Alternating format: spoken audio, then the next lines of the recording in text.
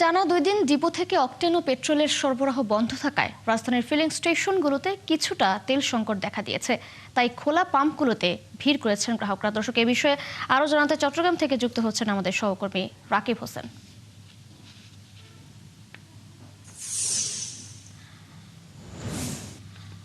দর্শক, রাকিব, ঈদের ছুটির তৃতীয় দিন রাজধানীর পেট্রোল পাম্পগুলোর অবস্থা কেমন দেখছেন? কি বলছেন গ্রাহক ও পাম্প কর্তৃপক্ষ?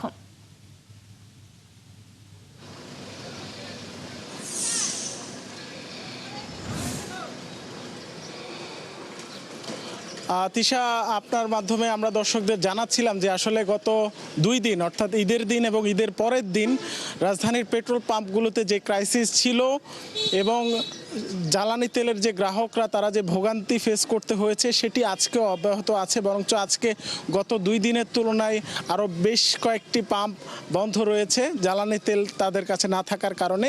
আমরা সেই প্রেক্ষাপট দেখে আমরা এই মুহূর্তে আছি নারায়ণগঞ্জের গোদনাইল এলাকায়। এখানে আপনি দেখতে পাচ্ছেন যে এখানে পদ্মা অয়েলের যেই ডিপোটি আছে সেই ডিপো থেকে ট্যাঙ্ক লরিগুলোর মাধ্যমে আসলে ঢাকা, গাজীপুর, ময়মনসিংহের বিভিন্ন জায়গায় আসলে এখান থেকে পেট্রোল, অকটেন এবং ডিজেল পাঠানো হচ্ছে, যেটা স্বাভাবিক একটা প্রক্রিয়া।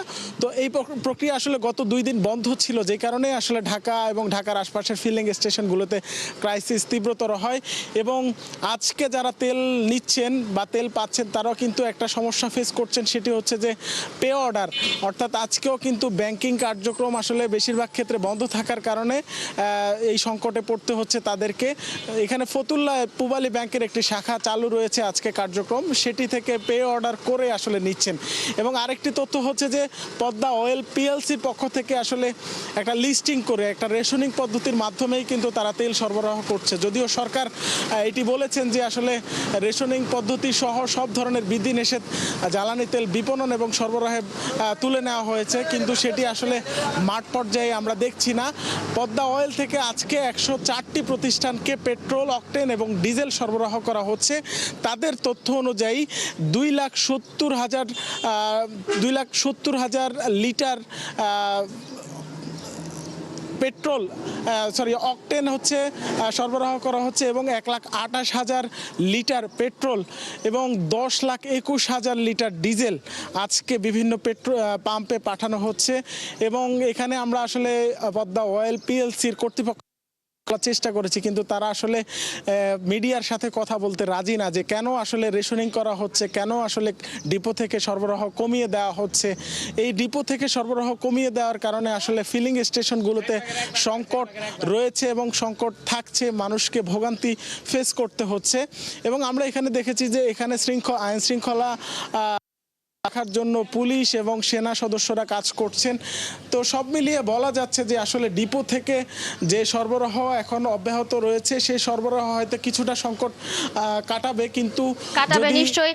রাকিব হোসেন, আপনি আছেন আমাদের সঙ্গে। দর্শক, নারায়ণগঞ্জ থেকে পেট্রোল পাম্পগুলোর অবস্থা জানাচ্ছিলেন সহকর্মী রাকিব হোসেন। এবার আমরা একটু চট্টগ্রামের পেট্রোল পাম্পের খবর জানাতে চাই। সেখানে আছেন আমাদের সহকর্মী প্রণবেশ চক্রবর্তী। প্রণবেশ, পাম্পগুলোর কি অবস্থা এখন? জ্বালানি তেল পেতে কোনো ভোগান্তি পোহাতে হচ্ছে কিনা, যেমনটি জানা গেছে, একটু জানাবেন সেখানকার পরিস্থিতি।